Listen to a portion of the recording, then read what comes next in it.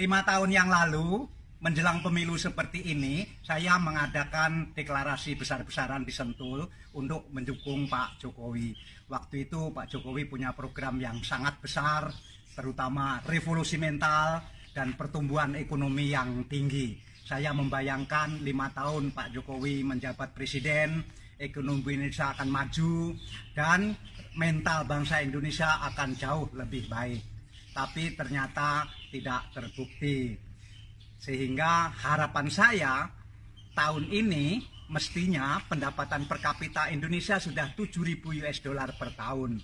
Mengapa? Karena waktu itu pun pendapatan per kapita kita sudah 5.000 per tahun. Nah, bahkan sekarang turun. Kenapa? Karena US dollarnya naik dan rupiahnya merosot. Tentu banyak alasan untuk itu. Apakah PKS lah, apakah Habib Rizik lah, apakah dunia internasional lah. Tetapi itulah tugas pemimpin memang untuk menyelesaikan hal-hal seperti itu agar Indonesia tetap maju. Nah, sekarang saya memilih Pak Prabowo dan sebetulnya 5 tahun yang lalu para pimpinan Dahlan se-Indonesia mengadakan voting akan memihak kepada siapa.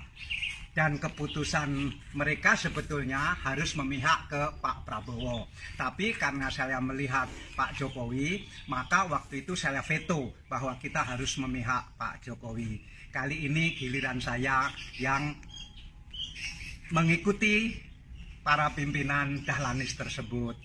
Tentu ini bukan karena masalah saya pribadi. Kalau saya soal apa yang terjadi selama 5 tahun ini itu risiko pengabdian saya. Seperti juga Pak Jokowi punya risiko difitnah selama 4,5 tahun dan Pak Prabowo bahkan difitnah selama 17 tahun. Jadi semua itu adalah risiko pengabdian.